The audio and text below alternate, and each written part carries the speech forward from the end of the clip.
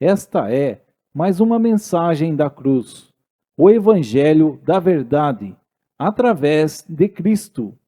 Que Deus nos revele Cristo pelo seu Espírito Santo.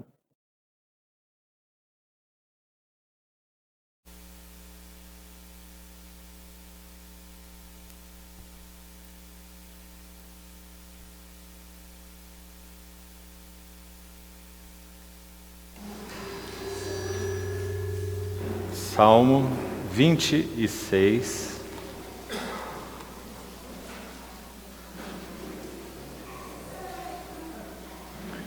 Vamos ler o verso 8.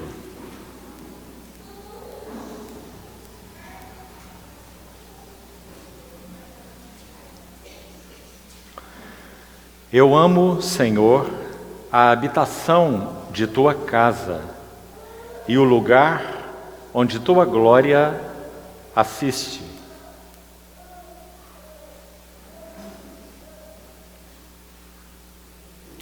Vamos orar.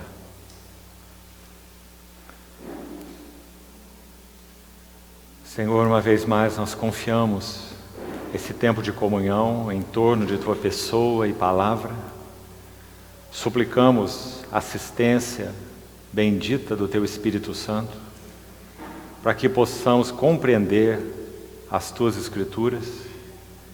Te pedimos um coração sensível à tua voz e confessamos a ti o quanto necessitamos ser, pela tua palavra, transformados. Por isso, por tua graça, te pedimos que o Senhor mesmo possa impactar nossos corações, que sejamos recuperados e renovados em nossas afeições e devoção a Ti. Confiamos tudo a Ti nessa noite. Supre-nos, guarda-nos, cobre esse ambiente com Teu nome vencedor, para que nada interfira com Tua obra em nós e entre nós nessa noite. Oramos no nome precioso do Senhor Jesus. Amém. Queridos irmãos, esse é um verso muito precioso dentre todo o livro dos Salmos. Nós sabemos que o livro dos Salmos podem ser divididos em 5 livros. Então nós temos 150 salmos que podem ser divididos, e o são, em 5 livros. E cada um desses livros, dentro do livro dos Salmos, ele tem um tema, uma ênfase específica, cada um dos blocos. E uma das ênfases principais do livro dos Salmos é exatamente esta que nós estamos acabando de ler nesse versículo. A ênfase na casa de Deus. Por exemplo, você se lembra certamente do Salmo 84, dentre os mais conhecidos. Quão amáveis são os teus tabernáculos, Senhor dos Exércitos. Então há muitos salmos que são aspirações pelo santuário de Deus, pela casa de Deus, por contemplar a Deus no seu santuário. Salmo 27, mais um exemplo. Uma coisa peço ao Senhor e a buscarei, que eu possa morar na casa do Senhor todos os dias da minha vida. Então ele vai explicar o que é essa casa, não uma casa geográfica, literal, mas uma realidade espiritual, já que Davi não era um sacerdote, ele não poderia servir na casa natural, não era um descendente de Levi. Então ele está falando de uma casa que não é o templo em si mesmo. Ele diz, morar nessa casa para contemplar a beleza do Senhor e meditar no seu templo. Então é muito claro que Davi está usando uma linguagem não geográfica, não é? Mas uma linguagem tipológica, que fala de uma realidade espiritual. Morar na casa do Senhor. Então, mais uma vez, olhe para esse texto. E antes de seguir, entrar e já dizer para você qual será o nosso tema para essa reunião, observe um detalhe aqui muito bonito e importante para aqueles que estudam e apreciam a palavra de Deus e particularmente o livro dos Salmos. A poesia hebraica, ela não faz uma rima sonora, como é o caso da nossa poesia, por exemplo, em português. Os versos vão rimar, a final de cada estrofe, de cada verso com outro verso, promovendo aquela rima. A poesia hebraica, é muito mais rica, porque ela não rima sons, ela rima ideias. Então perceba nesse versículo como isso acontece. Olha de novo, por favor. Eu amo, Senhor, a habitação de tua casa. Então veja essa frase. A habitação de tua casa. E veja como essa ideia está repetida na parte B do verso, com outras palavras. Então a rima é de ideias. Eu gostaria de comparar essas ideias para que você veja o que é casa de Deus na Bíblia. Qual é a ênfase maior nesse tema casa de Deus? Nós sabemos que, na realidade do Novo Testamento, nós somos o santuário de Deus. Paulo é muito claro quando escreve em diversos textos, inclusive Coríntios, né? Vós sois o santuário de Deus, porque o Espírito de Deus habita em vós. Escrevendo para Timóteo, eu te escrevo essas coisas, buscando e ver-te em breve, para que se eu tardar, fique ciente de como se deve proceder na casa de Deus, coluna e baluarte da verdade. Então somos muito claros sobre essa realidade espiritual da casa de Deus que nós somos. Mas olha essa poesia maravilhosa, como rima essas ideias. Habitação de tua casa. Parte B do verso. E o lugar, então, a habitação está rimando com lugar. Claro, é a mesma ideia. Mas casa está, então, rimando com glória. E essa é exatamente a ênfase sobre esse assunto casa de Deus na Bíblia. Todas as vezes, não há exceção, irmão, nenhuma, graças ao Senhor. Todas as vezes que o assunto casa de Deus é mencionado nas Escrituras, particularmente nas Escrituras proféticas, no Velho Testamento, mas é verdade também sobre o Novo Testamento, não poderia ser diferente. Sempre, casa de Deus é o lugar da glória de Deus. O que isso significa? Significa que, se a casa de Deus, ela não responde aos interesses do coração de Deus, então, nessa casa de Deus, não há expressão da glória de Deus. Então acho que só aqui nós já teríamos, se fosse o caso, uns bons minutos para compartilhar, mas nós vamos precisar seguir. Mas então guarde isso para você, para a sua meditação. Em termos experimentais, ou se você quiser experienciais, prefiro a palavra experimentais mesmo, sermos expressão da casa de Deus não é algo automático. Não significa que porque nós professamos o nome de Cristo, qualquer local de reunião que você possa entrar e seja tido por evangélico, se você perguntar quem é o cabeça dessa realidade, você vai ter uma resposta só, não duas. É o Senhor Jesus, nosso Salvador, nosso cabeça. Então caberia uma segunda pergunta. E a segunda pergunta é: quais são as evidências entre vocês que Jesus Cristo é o cabeça desse grupo de comunhão? E aí nós estaríamos apertados. Porque muitas e muitas vezes, outras coisas estão ocupando o lugar da verdadeira liderança do cabeça no corpo. E nós sabemos que quando isso acontece em termos médicos, nós temos uma esquizofrenia, não é? Um corpo que se movimenta sem controle da cabeça é convulsão, não é? Não há nenhuma harmonia, não há nenhum controle, não há nenhuma liderança. Corpos convulsionando, sem a regência da cabeça. Então, amados irmãos, qual seria o caminho para a recuperação da glória de Deus? Nós tivemos em um tempo passado, em uma determinada cidade, em um tempo de conferência, estudando esse assunto. O caminho da recuperação da glória de Deus. Não é nosso encargo para esses dias, exatamente, não. Mas nós estaremos aqui nesses dias, sim, meditando sobre esse assunto da recuperação da glória de Deus na casa de Deus. Só que vamos entrar por outros mais caminhos, já que esse tema é abundante nas Escrituras, é um dos maiores temas nas Escrituras. Quando Deus criou o homem na terra, o que ele buscava era uma casa na terra, comunhão, habitação, gozo, prazer inclusive, não é? Intimidade, expressão e tudo que envolve casa, glória. Então você veja como essa palavra glória é consistente.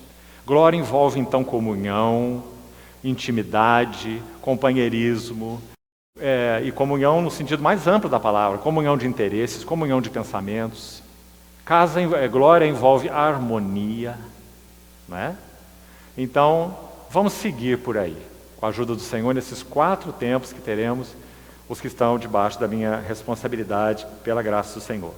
Então veja primeiro essa combinação aí, essa rima, como já disse. Habitação, lugar, casa, glória. Então por aí nós andaremos com a ajuda do Senhor nesses dias. Agora, o que nós iremos fazer hoje, assim esperamos, dependendo do nosso Senhor para isso.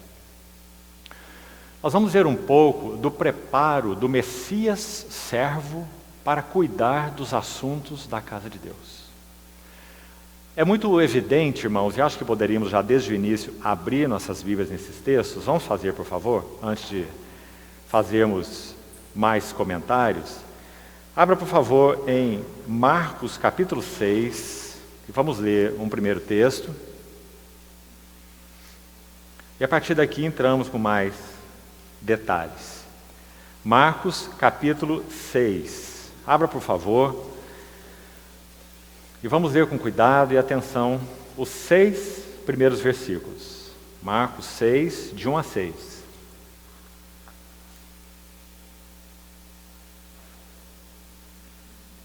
Tendo Jesus partido dali, foi para a sua terra e os seus discípulos o acompanharam.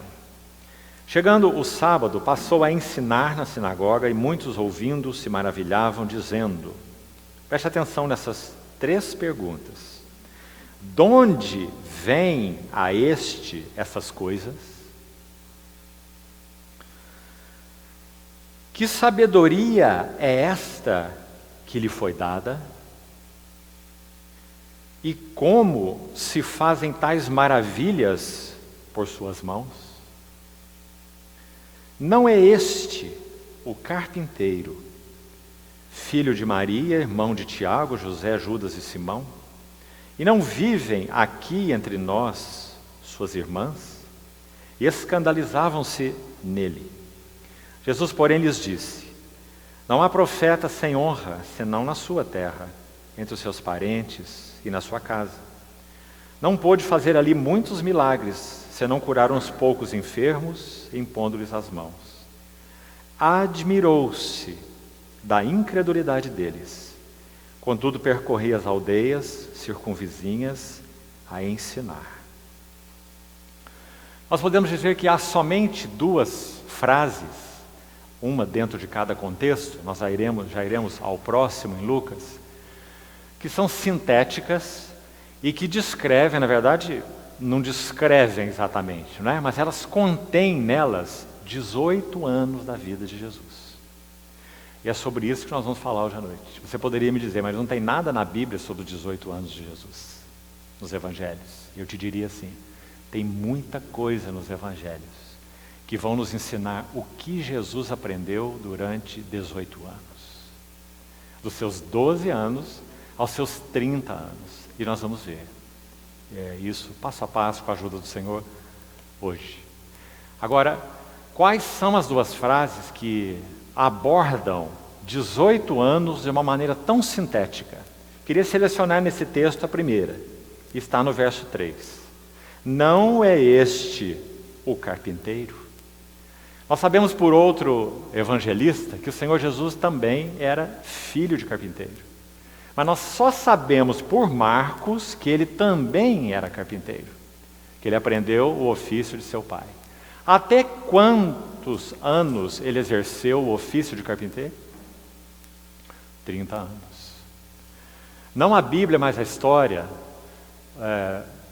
deixa claro, e nós temos inferências, digamos assim, na Bíblia, aqui ou ali, nós também não vamos ter tempo para isso, mas se você quiser depois conversamos sobre isso, que quando nosso Senhor Jesus iniciou o seu ministério aos 30 anos, Lucas é muito exato em dizer, ele tinha 30 anos quando iniciou o seu ministério, o pai, José, já havia morrido. Então, o carpinteiro Jesus se torna o arrimo de família, porque ele é o filho primogênito de os irmãos que são descritos aí. Então nós sabemos que particularmente dos 12 anos, já que aos 12 anos, o menino judeu, o adolescente, fazia o seu bar mitzvah. Quando ele participava daquela cerimônia, no qual ele se tornava responsável diante da lei, né? Diante da lei moral, diante da lei judaica, o bar mitzvah. E ele foi levado a Jerusalém aos 12 anos para essa cerimônia. Quando foi deixado ali para trás, creio que você se lembra, nós vamos ler o texto por causa de uma outra frase importante ali. 3 dias de viagem, aquela caravana, então eles veem que o menino, o adolescente, Jesus, não estava ali, voltam para Jerusalém para buscá-lo, encontram ele no templo, conversando, indagando, fazendo perguntas aos doutores. Não é assim? Então, nessa primeira frase, não é este o carpinteiro, nós sabemos que, basicamente, já que se considerarmos 12 anos para baixo, seria uma idade muito tenra, né? Então, nós podemos afirmar, creio assim, que dos 12 anos aos 30 anos, a ocupação de Jesus foi uma só. A história não contada de Jesus, de 18 anos, foi uma história de carpintaria. Esse era o seu ofício, foi isso que ele fez. Ele tinha que cumprir prazos, ele tinha que entregar o barco na data que lhe foi encomendado, né? Então ele se familiarizou com os sentimentos dos homens, porque ele viveu uma vida plenamente humana. E até mais que isso. Viveu uma vida humana a ponto de sustentar sua família, prover para ela. Aliás, meus amados irmãos, quando depois de exercer seu ministério, deixou a carpintaria, foi batizado por João Batista, 3 anos e meio de ministério, crucificado, você lembra um dos brados da cruz qual é? Em função de quem esse brado foi feito? Provisão para sua mãe terrena Maria.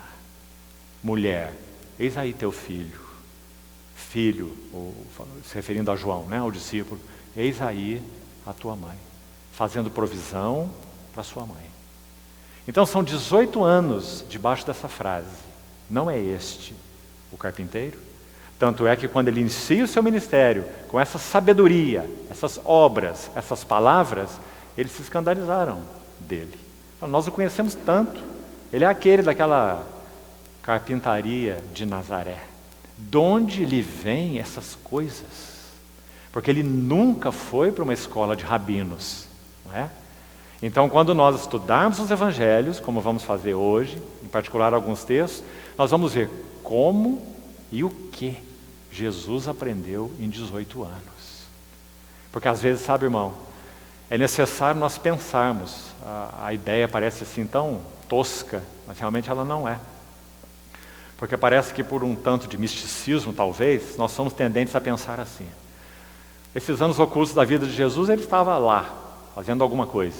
Quando chegou aos 30 anos, aquele chip de dados divino, que foi implantado no cérebro dele, quando ele estava no ventre de Maria, começou a operar. Então, aos 30 anos, ele foi batizado por João Batista, e então ele começou a falar aquelas coisas que estavam gravadas lá na memória interna, não é? Do Logos de Deus. Isso está completamente errado sobre a pessoa de Jesus. E nós vamos ver o próximo texto agora, por que isso está completamente errado. Porque isso não foi dessa maneira. Primeiro, porque isso não é um homem, isso seria um super-homem, não é? Primeiro, e ele não era um super-homem, ele era um homem. Segundo, que se isso é um fato, se ele era um homem, ele teria que viver uma vida totalmente humana. Isso é tão importante e precioso. Porque se ele não vivesse uma vida absolutamente humana, nós não teríamos redentor nenhum. Porque ele não poderia ser um digno representante da humanidade, porque não seria um homem com espírito humano, alma humana e corpo humano, e nem teria vivido uma vida humana com tudo o que isso implica. Compreende, irmão? Então está aí mais um motivo pelo qual nós adoramos o Senhor que temos. Ele é homem. Aliás, ele continua sendo homem. Quando nós olhamos espiritualmente falando para os céus hoje, o que nós vemos? Um homem nos céus em glória. E o livro de Hebreus o chama de âncora das nossas almas, segura e firme, e que penetrou além do véu. Não é assim? Então, aí está a primeira frase que por enquanto vamos chamar a atenção para ela. Não é este o carpinteiro? A outra frase está em Lucas 2, Vamos abrir, por favor, e vamos ler também o contexto, desde o verso 41. Lucas 2, 41.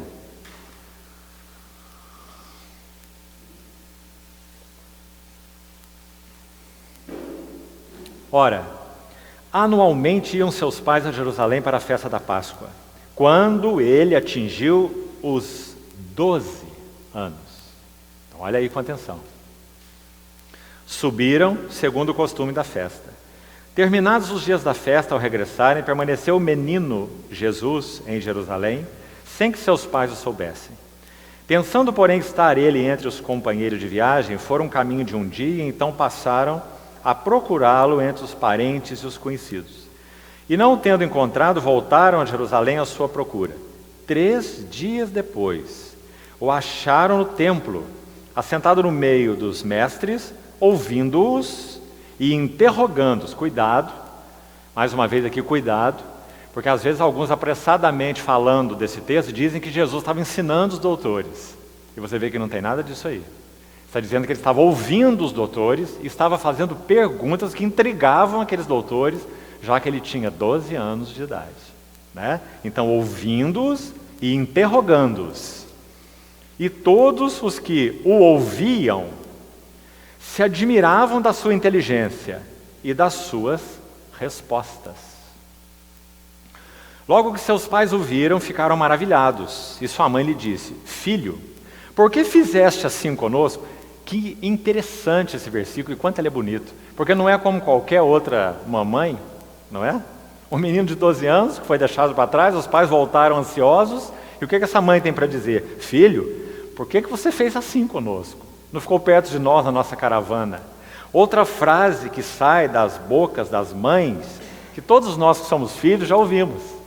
Teu pai e eu, não é? Estávamos aflitos à tua procura. Uma vida tão humana, tão simples, né? Ansiedade de Maria. Teu pai e eu aflitos estamos à tua procura. E aí está o verso 49. Aí nós temos a segunda frase, são só 2, irmãos, em todo o contexto dos evangelhos, que contém dentro delas 18 anos da vida de Jesus. E qual é essa frase então? Ele lhes respondeu: por que me procuráveis? Verso 49. E aqui está a frase, a segunda, que define 18 anos da vida de Jesus. O que ele ficou fazendo dos 12 aos 30, que nós não temos relato. Aqui está. Não sabíeis que me cumpria estar na casa de meu pai? Mais especificamente, o sentido desse versículo é o que é trazido em outras traduções, é o seguinte: não sabíeis que me cumpria cuidar dos negócios do meu pai. Agora você imagina José ouvindo essa frase. José poderia pensar assim: mas então você devia ter vindo na caravana conosco, porque os nossos negócios estão lá na carpintaria, você não lembra? Né? Que pai é esse e que negócios são esses? Esse pai não era José e os negócios não eram os da carpintaria, em primeiro plano, né? Eram os negócios do seu pai. Por que essa frase é tão importante? Vou te dar uma sugestão aqui para você meditar. Me parece, irmão, com muita clareza, que então aos 12 anos de idade, Jesus está tendo a primeira expressão, demonstração de consciência messiânica. Em outras palavras, para isso eu vim. Meu pai e os seus negócios, meu pai e os seus interesses. 12 anos. A mim me cumpre cuidar dos negócios de meu pai. Então isso se chama consciência messiânica. Consciência de missão.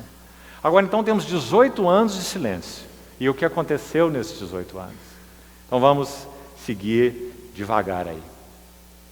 Amados irmãos, nós vamos precisar de mais 2 textos pelo menos de início aqui, para que vejamos ainda, tenhamos um pouco mais de contexto antes de entrarmos nos detalhes que são os mais importantes para essa noite. Abra, por favor, comigo mais uma vez, Evangelho de João agora. Mesmo que pudéssemos só citar isso para os irmãos, eu não gostaria. Gostaria que você abrisse sua Bíblia para que você acompanhasse passo a passo.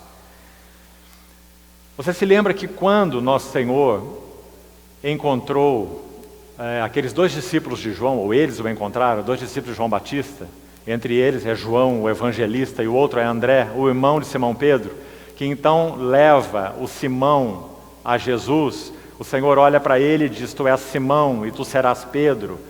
No dia seguinte, o Senhor parte para Galiléia e aí ele encontra Filipe.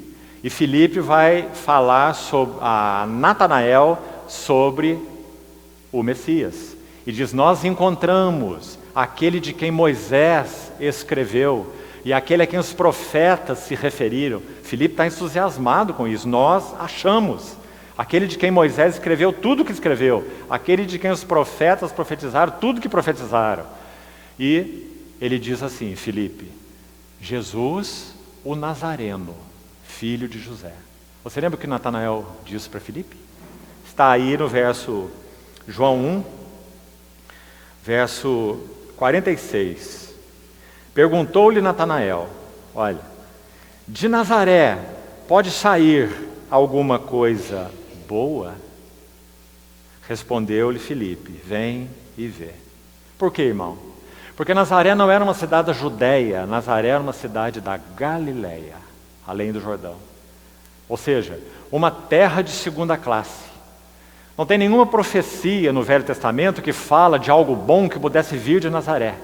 Aí está mais uma pedrazinha, digamos assim, de tropeço, para que aqueles que não tivessem a revelação do alto de quem era o Messias, tropeçassem nessas pedras, digamos assim. Ele não nasceu em Nazaré, ele nasceu em Belém da Judéia para se cumprir a profecia, mas ele foi criado em Nazaré, naquela região de segunda classe. Então Natanael imediatamente reage dessa maneira e justificadamente: de Nazaré? De lá pode vir alguma coisa boa? Amados irmãos, a mesma coisa acontece em João. Abra por favor, capítulo 7, só porque você tem um relato aí, eu vou te citar a história qual é. João 7, o versículo 52, você vai ver a mesma coisa. Quando fariseus e os principais dos sacerdotes, já irados contra o Senhor Jesus e seu ministério, eles enviam uma escolta de guardas para prender o Senhor. E eles não puderam fazer isso e justificaram assim: ninguém jamais falou como este homem. Isso está aí em João 7, verso 46, né? Quando então eles chegaram sem Jesus, essa escolta, Nicodemos entra na história, está no verso 50. A história de Nicodemos é muito bonita nos evangelhos. Ele é um discípulo secreto de Jesus.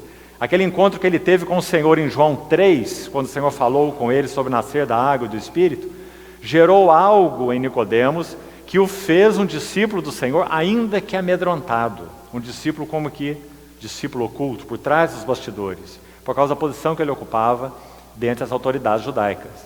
Então, quando esses guardas voltam sem Jesus, as autoridades judaicas o indagam a escolta, por que não trouxeram o homem?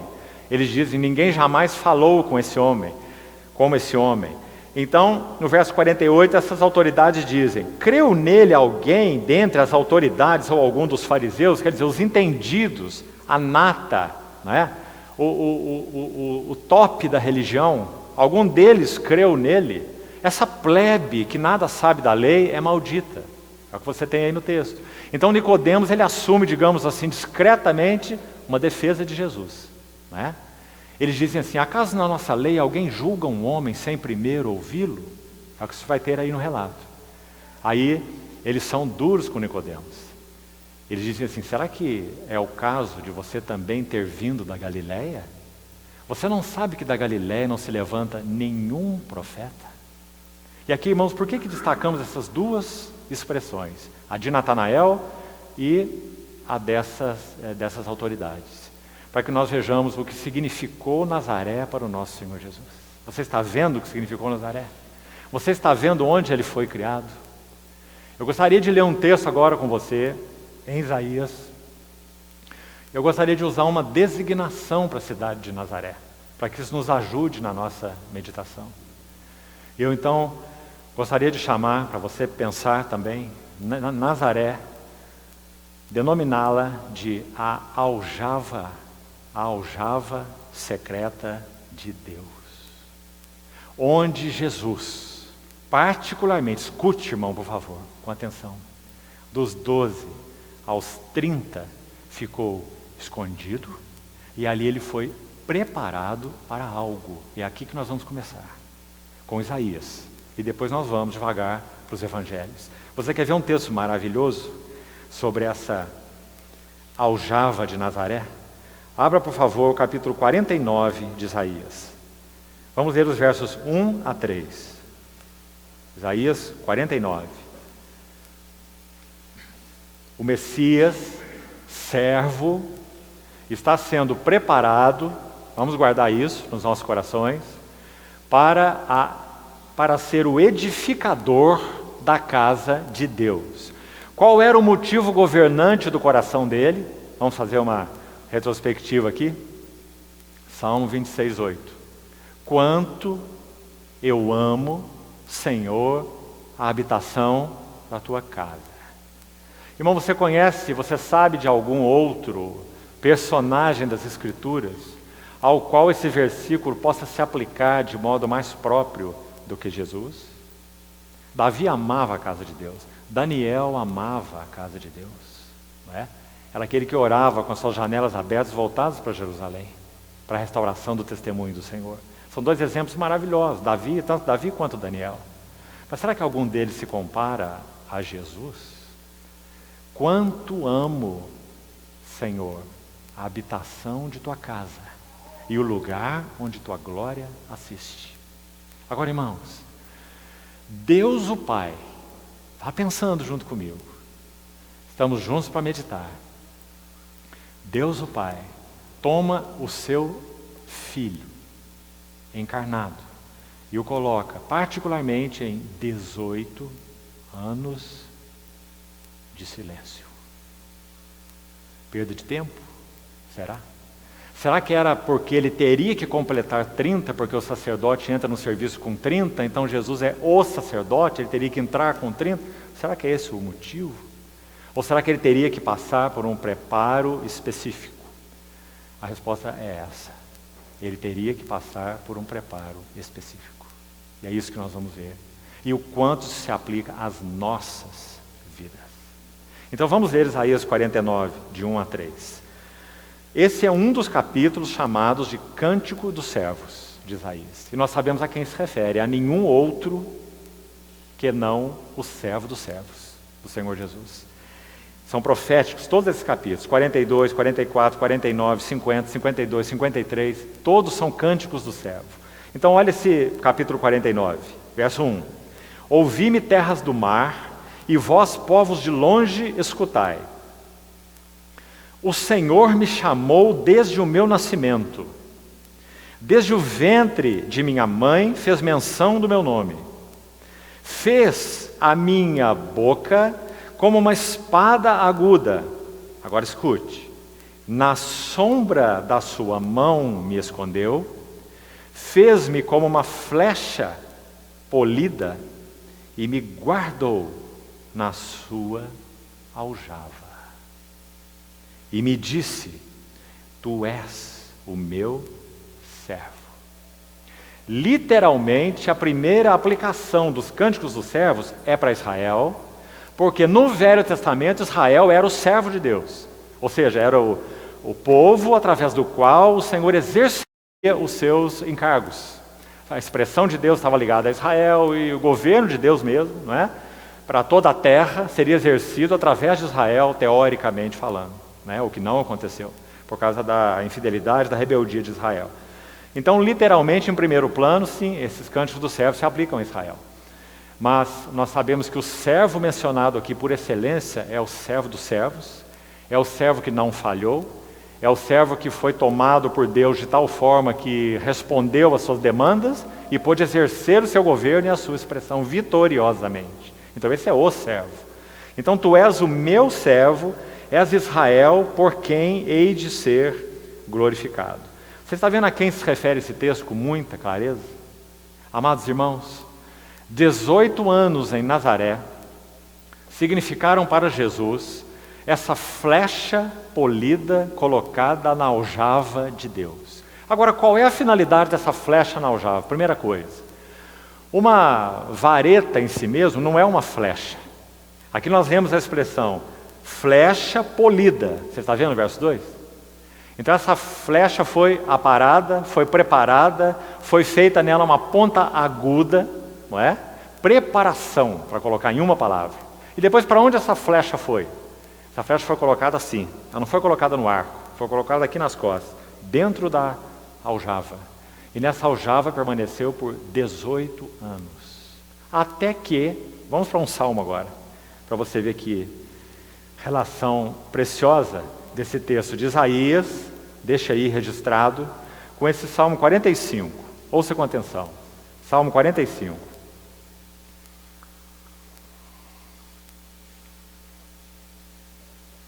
A quem esse salmo se refere? Dê uma olhada no subtítulo que está em negrito na sua Bíblia nesse salmo. O ungido de Deus e sua noiva. Está vendo? É um salmo chamado messiânico. São muitos salmos messiânicos. Esse aí é um deles. Se referem ao nosso Senhor Jesus. Então é sobre ele que é dito assim: de boas palavras transborda o meu coração. Ao rei consagro o que compus. A minha língua é como pena de habilidoso escritor.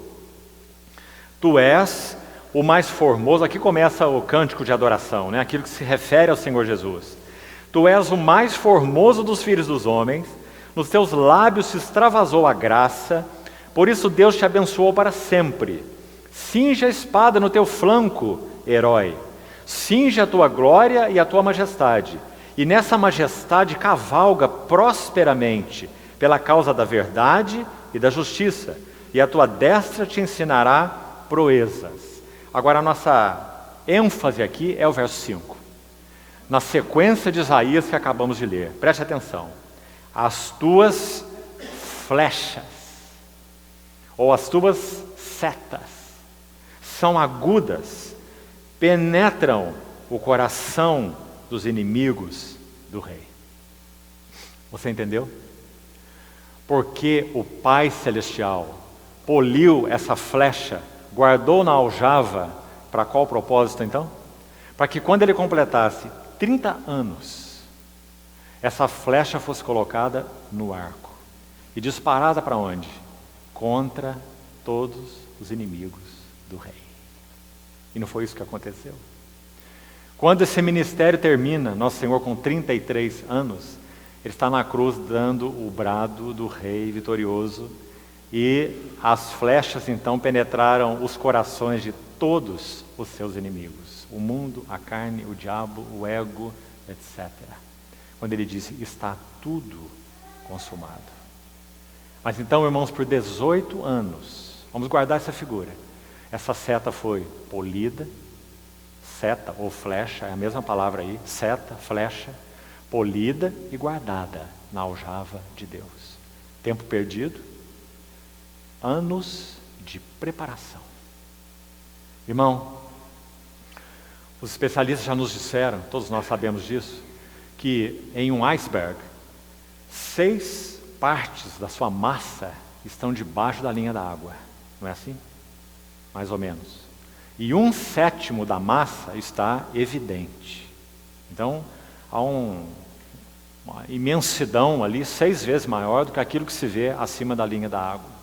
Veja, o Senhor Jesus exerceu o seu ministério durante basicamente 3 anos. 3. E ele esteve oculto na aljava de Deus 6 vezes mais. Não é? 6 vezes 3 são 18, né?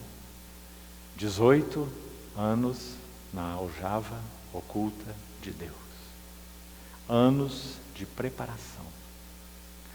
Agora,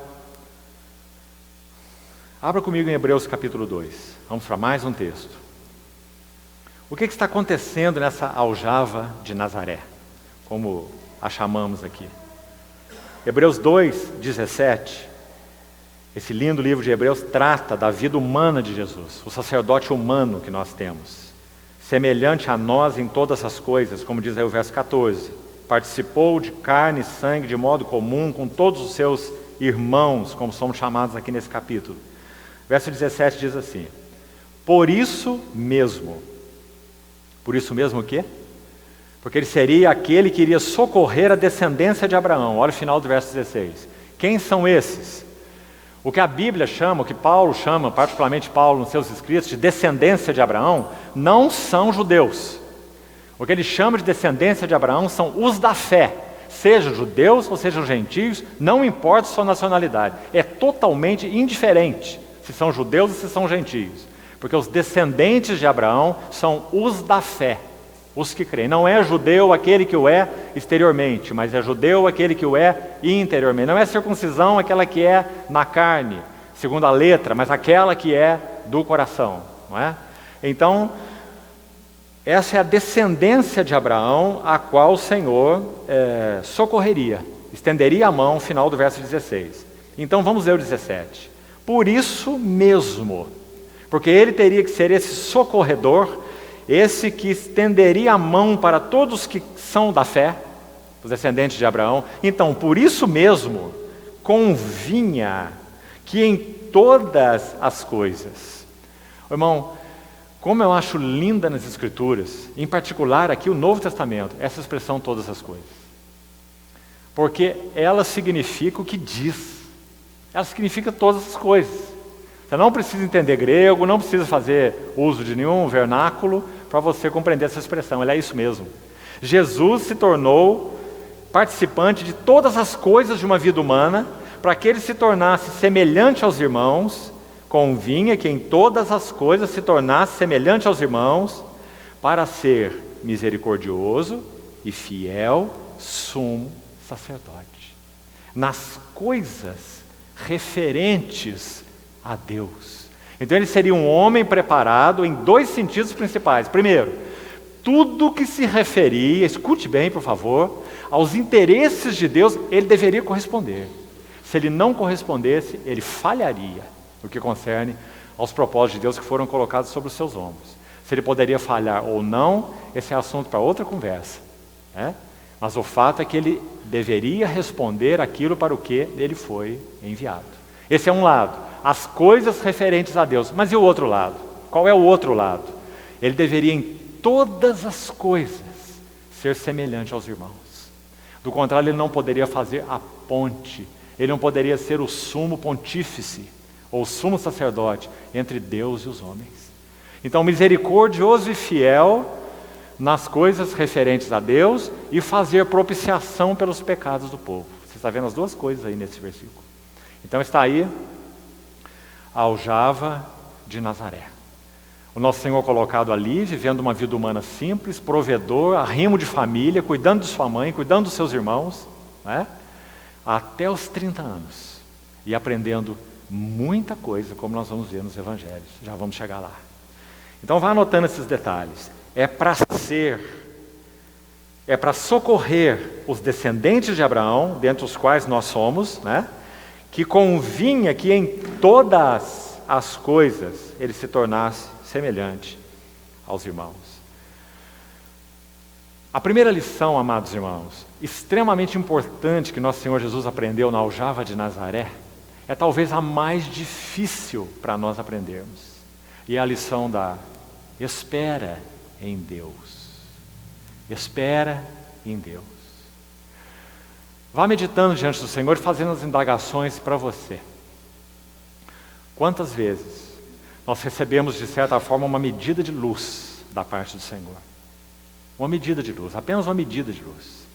E nós somos tão apressados em tentar colocar essa medida de luz na cabeça do outro, em tentar convencer a todas as pessoas. Subimos em cima aí de uma plataforma e achamos que somos os donos da verdade, iluminados, não é? Meus irmãos, aos 12 anos, Jesus tinha consciência de que ele era o Messias. Pense comigo. E 18 anos ele ficou em silêncio. Anos de preparação. O que estava acontecendo nesses anos? Espera. Queria ler com você, antes de avançarmos para outras lições mais, queria ler para você um salmo, Como já disse Calvino certa vez, todos os salmos se referem ao Senhor Jesus. Ele é o centro para se compreender todos os salmos, desde o 1 ao 150. Bem-aventurado o homem que não anda segundo o conselho dos ímpios, não se detém no caminho dos pecadores, não se assenta às rodas dos escarnecedores. Quem é esse homem? Jesus, sobre todos. Todos os salmos são cristocêntricos. Então abra comigo, por favor, o Salmo 62, sobre essa lição da espera. Talvez seja, e eu creio sinceramente que para a maioria de nós é a lição mais difícil do nosso discipulado a Cristo. Esperar. Esperar que o Senhor fale, esperar que o Senhor se mova, esperar que o Senhor haja, para que então nós possamos responder atrás dele, não à frente dele. Isso foi verdadeiro para Jesus, irmão.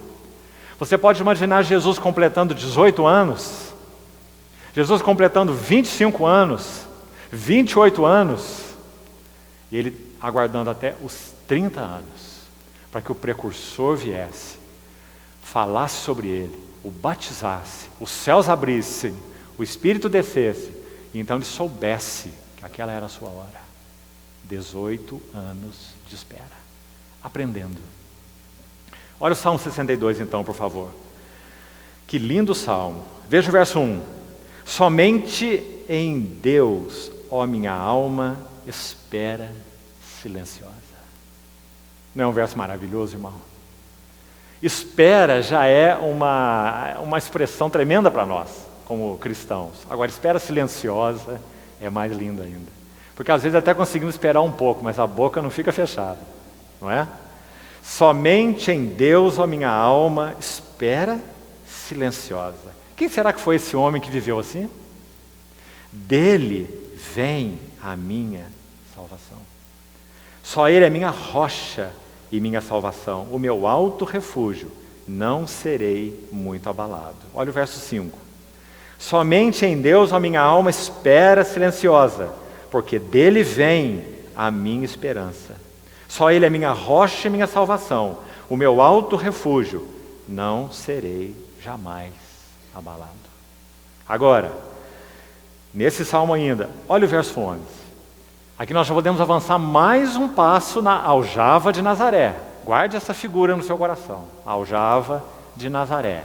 A flecha está sendo polida. A flecha vai ser guardada. Até o dia que a flecha vai ser posta no arco. Isso ocorreu no batismo. E a flecha vai ser disparada contra os inimigos do rei. Até que todos caiam aos seus pés. Como caíram quando ele bradou, está consumado. E como cairão, externamente falando agora, na manifestação gloriosa da sua segunda vinda. Todos os seus inimigos por estrado dos seus pés. Que vida esse nosso Senhor viveu. Que vida humana maravilhosa. Então, um passo mais nessa aljava. O que a espera silenciosa fez com o coração de Jesus? Verso 11 diz assim: uma vez falou Deus, 2 vezes ouvi isto. 2 pontos. Que o poder pertence a Deus. Irmão, como é que explica esse versículo? O normal na nossa vida cristã deveria ser esse. Deus falar uma vez e nós ouvirmos 2. Já vamos explicar isso.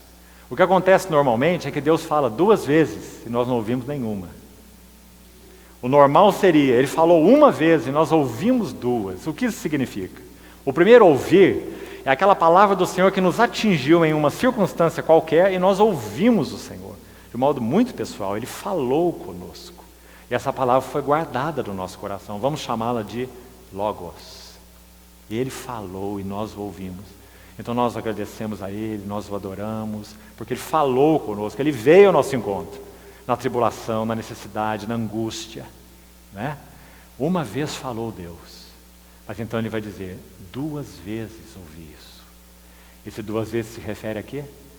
Aquela palavra que nos abordou, que nos sustentou, que foi aguda no nosso coração, numa outra experiência, numa outra etapa, nós temos um refalar.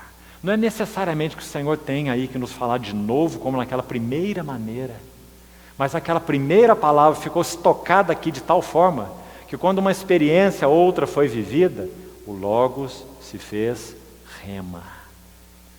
uma palavra reafirmada, renovada, refalada. Então, uma vez Deus falou, 2 vezes eu ouvi isso. E no caso da experiência do salmista, ouviu o quê? Que o poder pertence a Deus. Compreendeu, irmão? Aí está Jesus aprendendo na aljava de Nazaré. Você acha, irmão, que externamente falando, Jesus não viveu as ansiedades humanas? Como um jovem homem provedor de família? Em todas as coisas se tornasse semelhante aos irmãos, para ser misericordioso e fiel. Como já disse, o livro de Hebreus encara esse assunto de uma maneira a mais maravilhosa. Capítulo 5 de Hebreus, vou citar para você de passagem, diz assim, que todo sacerdote que for tomado dentre o povo para servir ao povo, ele deve ser capaz de condoer-se dos ignorantes e dos que erram.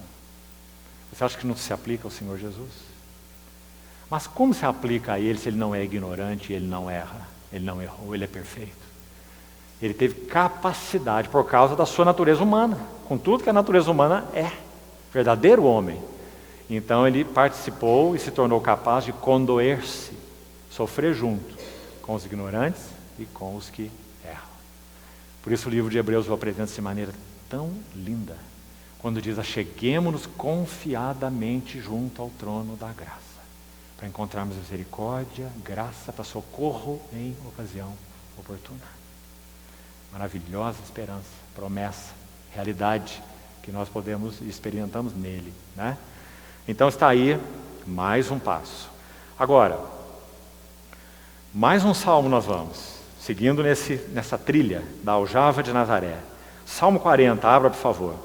Aqui está mais um aprendizado maravilhoso, todos se completam. Os irmãos vão vendo à medida que caminharmos. Veja aqui, Salmo 40, vamos ver os versos 6 a 8. É mais um salmo de Davi e é mais um salmo messiânico, essa passagem especificamente. Sacrifícios e ofertas não quiseste, abriste os meus ouvidos. Vamos parar aqui um pouco. Você lembra onde esse contexto completo, de 6 a 8 do Salmo 40, onde ele é citado no Novo Testamento? Você se lembra?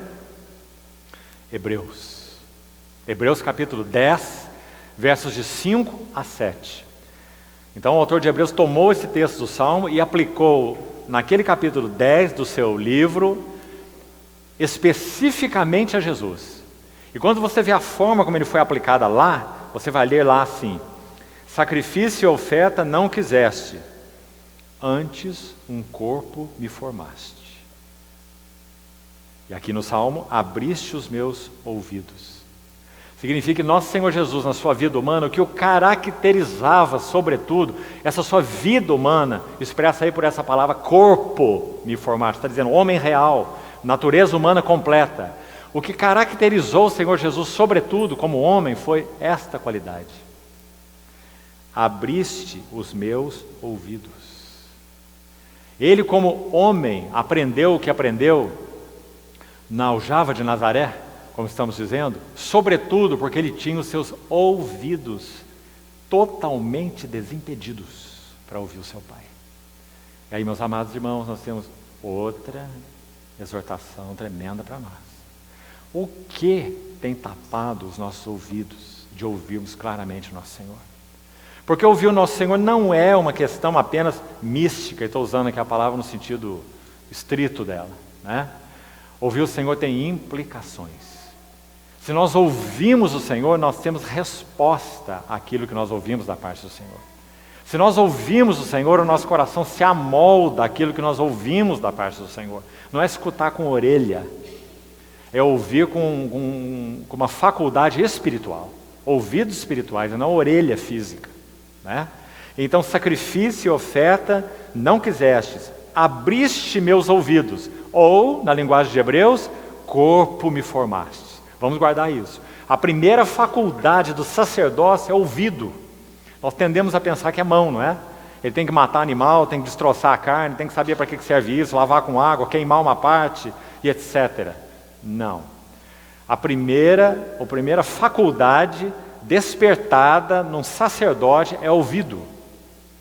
Por isso a unção do sacerdote começava pela orelha. O sangue no lóbulo direito da orelha. E o sangue no polegar da mão direita, que fala de obras. E o mesmo sangue aplicado no polegar do pé direito, que fala de caminhos. O verdadeiro sacerdócio a Deus é vivido como? Como que nós somos seu reino de sacerdotes? Aqueles ouvidos que eram abertos para o mundo, agora são surdos para o mundo, no que concerne as suas cobiças, apetites, clamores, não é? Mas são abertos para Deus. Nós não podíamos ouvir Deus, agora nós podemos ouvir Deus. Nossas mãos eram hábeis para as coisas do mundo. Agora nossas mãos podem ser úteis nos interesses do Senhor. Nossos pés caminhavam em caminhos de ímpios e de mundanos. Agora nossos pés caminham nos caminhos do Senhor. Isso é sacerdócio, não é? Então, vamos seguir o versículo. Holocaustos e ofertas pelo pecado não os requeres. Então eu disse, eis, aqui estou. No rolo do livro está escrito a meu respeito. Agrada-me fazer a tua vontade, ó Deus meu. Dentro em meu coração está a tua lei.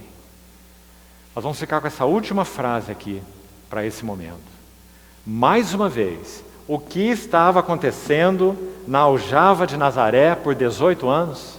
Aqui está mais um versículo que nos ajuda de maneira maravilhosa. Jesus, além de trabalhar na carpintaria para cumprir os seus compromissos e sustentar a sua família, ele, vamos colocar em 4 palavras, irmão, que podem nos ajudar. Trabalho, ele era um carpinteiro, trabalho, leitura, meditação e oração. Lá está a flecha de Deus sendo polida. As 4 têm que ser colocadas juntas. Porque às vezes pensamos que se queremos uma vida devotada ao Senhor, leitura, meditação e oração, nós temos que deixar o trabalho, né? Jesus teve 18 anos trabalhando, lixando madeira, fazendo barco, mesa, trabalho, leitura, meditação e oração. Amados irmãos, meditação tem sido, entre o povo de Deus, uma arte perdida. Nós somos uma geração totalmente imediatista, instantânea. Jovens hoje, em particular, adultos também, nem sabem o que significa meditação. Coisa que era normal há tempos atrás. Me lembro quando eu era um jovem, eu vou indicar aqui para os jovens nominalmente, uma obra de Tozer, que se chama A Procura de Deus. A.W. Tozer. Uma linda obra, um livrozinho sobre busca devocional de Deus. Um dos capítulos daquele livro se chama simplesmente assim, o deslumbramento da alma. E o que ele chama de deslumbramento da alma é contemplar as riquezas da pessoa, obra, glória do Senhor Jesus. Na época que esse livretinho saiu, pela graça do Senhor, ele impactou muitos jovens. Isso já se vão 30 para quase 40 anos. Hoje, amados irmãos, onde estão esses livros? Vá achar numa livraria evangélica, você não vai encontrar. Você vai ter que encomendar em algum lugar aí, perdido. Mas qualquer bobagem que você quiser ler sobre outros assuntos, você vai encontrar muito. Meditação é uma arte perdida. Inclusive, nós podemos ler as Escrituras, ganhamos conhecimento, de certa forma nosso entendimento cresce, mas nós não avançamos no que concerne a jornada cristã, espiritualmente. Por quê? Porque meditar é triturar aquilo que recebemos da parte do Senhor. Se você tomar uma bisnaga de pão, né? Levantar bem a sua boca assim para abrir o tubo digestivo, enfiar a bisnaga inteira, vai ser um problema, não é? Meditação é triturar as verdades que temos recebido. Quantos de nós se ocupam com essas coisas hoje? A maioria de nós vai dizer, não tenho tempo. Aí a resposta para esses é, tempo é uma questão de prioridade. a que e a quem nós damos prioridade.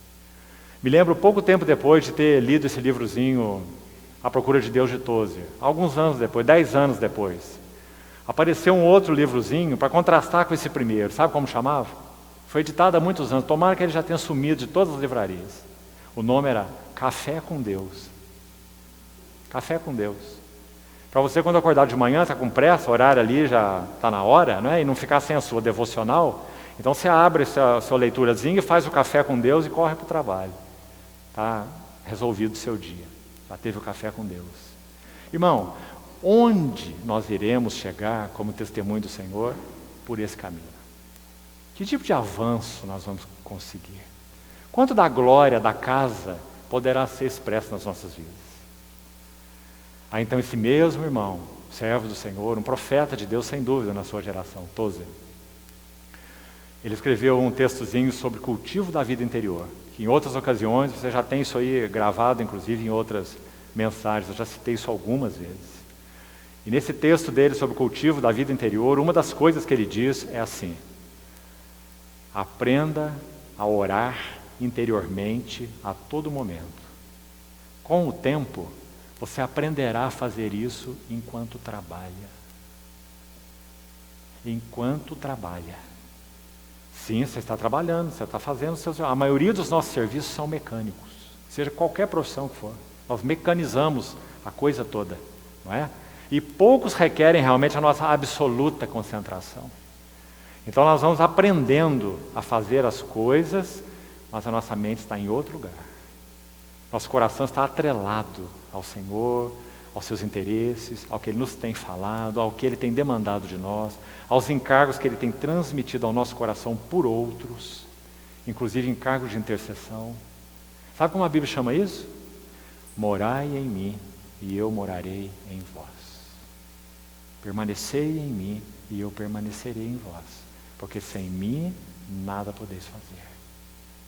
Amados irmãos, que privilégio, esse caminho foi aberto para nós por alguém que viveu essa realidade como homem. Quero dizer para você com todas as letras, nosso Senhor Jesus teve que traçar esse caminho de comunhão, para que nós então pudéssemos conhecê-lo. Você quer ver? O texto de Lucas que nós não terminamos de ler, volte nele por favor comigo, Lucas capítulo 2. Nós paramos no verso 49, quando estávamos aí. Olha os versos 50 a 52. Lucas 2. Não compreenderam, porém, as palavras que ele lhes dissera. Não sabias que me cumpria estar na casa de meu pai? Então seus pais terrenos não compreenderam isso, né? E desceu com eles para Nazaré, e era-lhes submisso. Claro, ele era um menino de 12 anos, que sabia que era o Messias, mas ainda era um menino de 12 anos. Sua mãe, porém, guardava todas essas coisas no coração. E agora? Esse verso. E crescia Jesus. Crescia em quê? Primeira palavra, em sabedoria. Bom, então nós sabemos. Ele não tinha realmente um chip de dados do Logos divino implantado nele para que um dia começasse a funcionar. E desse a ele todas as informações que ele careceria no seu ministério. Porque isso não é crescer em sabedoria. Ele cresceu em sabedoria. Então se você perguntar, a sabedoria de Jesus, o Verbo encarnado, ela avançou, ela aumentou? A resposta é sim. Porque ele viveu como um homem verdadeiro. Então ele teve que ler as Escrituras? Sim. Ele teve que memorizar as Escrituras? Sim. Até os fariseus faziam isso. Não é? E o que nós acabamos de ler no Salmo 40? Dentro do meu coração está a tua lei. Como que isso aconteceu? Através de um processo mágico, como nós estamos falando? Ou ele lia as Escrituras?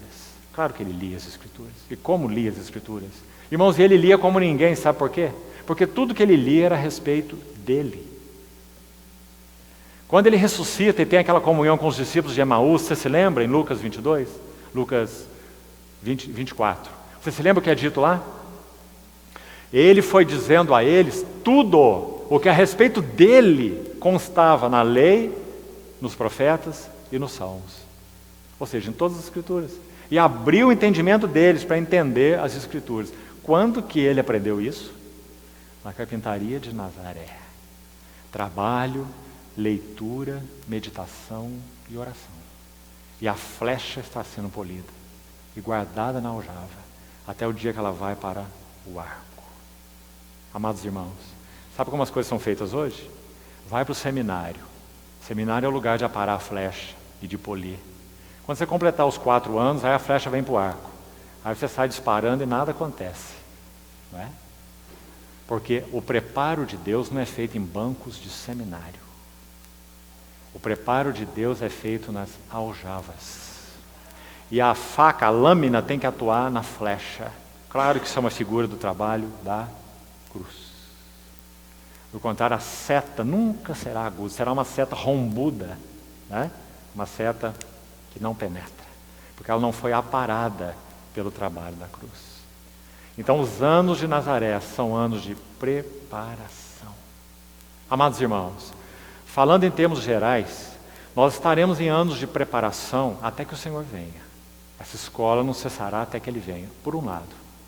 Por outro lado, se nós temos conhecido o que significa esse assunto de sermos preparados e treinados pelo Senhor, graças ao Senhor, na medida de cada um de nós, nós podemos ser disparados e o coração de outros serão atingidos, na medida dessa preparação.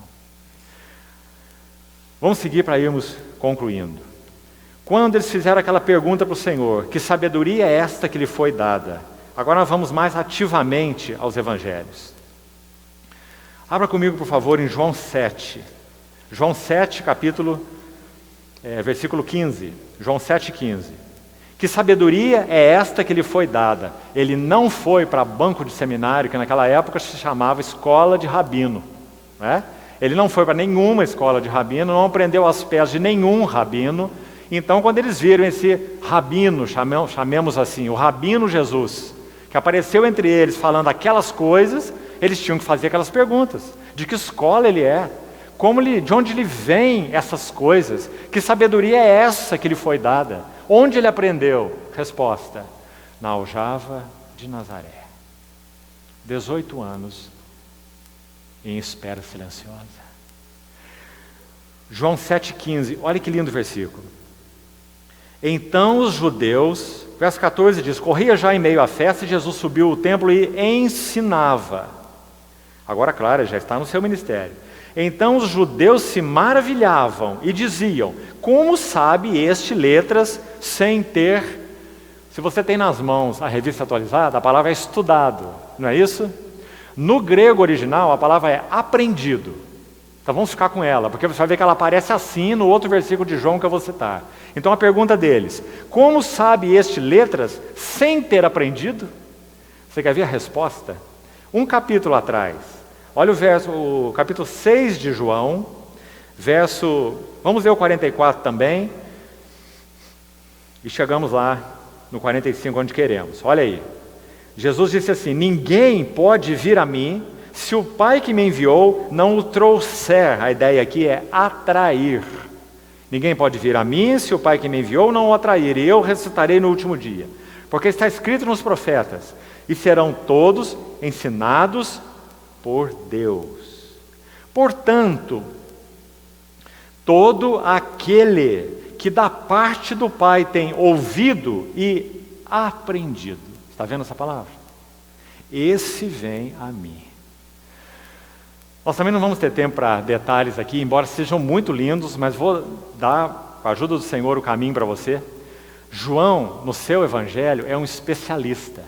Ele usa muitas vezes uma palavra no grego apenas em 2 menções. Uma única palavra mencionando-a 2 vezes. Você entendeu? Por exemplo, a palavra peito nesse evangelho só aparece 2 vezes, em João 1 e em João 13. A palavra casa, a frase casa de meu pai, só aparece em João 2 e João 14. A palavra morada só aparece em João 14, em 2 versículos, 2 e 23. Então, quando você pega essa única palavra, que é repetida 2 vezes, você toma a menção de cá é uma única palavra, põe juntas, e aí você vê um quadro sempre muito lindo, com todas essas palavras. E aqui está um exemplo.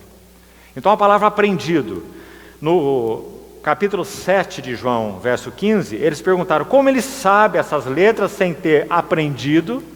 Aí você reúne essa palavra que é mencionada de novo em João 6,45 e você tem a resposta. Onde Jesus aprendeu? De quem que ele aprendeu? Da parte do Pai tem ouvido. Aí está. Na aljava de Nazaré está Jesus, 18 anos, secretos, ocultos, aprendendo da parte do Pai.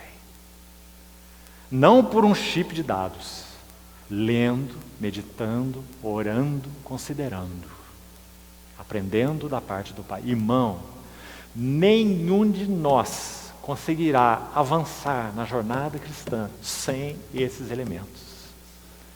Lendo, ouvindo, considerando, meditando, orando. Nenhum de nós conseguirá avançar sem isso. Vamos mais um pouquinho. Provérbios 9, você não precisa abrir, eu vou só citar, é um verso muito conhecido. Queria que você abrisse Tiago, para avançarmos um pouco mais objetivamente. Abra em Tiago capítulo 3, por favor, verso 17. Você se lembra da pergunta de Marcos 6, uma delas? Que sabedoria é esta que lhe foi dada? Essa foi a pergunta. Provérbios 9, o verso 1 começa assim: a sabedoria edificou a sua casa.